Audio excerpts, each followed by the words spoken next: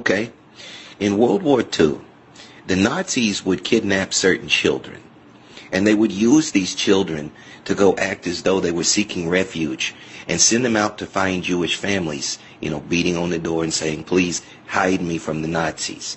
And then these children, under the orders of the Nazis, would then expose the families, these Jewish families, to them so they could round them up and send them to concentration camps. One of these kids, 11 years old, from Hungary, Jewish, was more than willing to do this, and he exposed many families to the Nazi party. They discovered this kid is a little genius psychopath.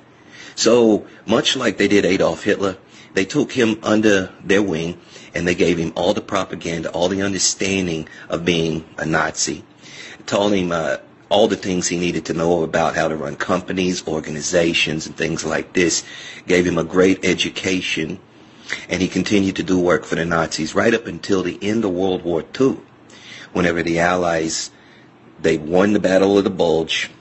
Hitler kills himself. Actually, he didn't kill himself. He flew to Argentina. This was all part of the plan. This was contingency. And so as all the officers were trying to escape to Argentina and the concentration camps were being found, that the Third Reich had stopped right there. It was over. But that kid, who is now 16 years old, was given all of the swag. He had been trained to be a Nazi, and he was made to carry on the propaganda throughout the decades that will follow. They gave him literally tons and tons of gold that they had stolen, that he still has to this day, because this guy is still alive and in his 90s now. Yeah, it's a real thing. One of the wealthiest men in the world, which he has allocated his wealth to different demagogue causes. Yes, and there's several organizations in this United States that you readily know that are championed by the mainstream media that he directly funds and founded.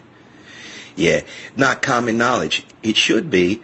It's right in your fucking face, but no one knows. And it's ridiculous that no one knows this. Well, so few people know this.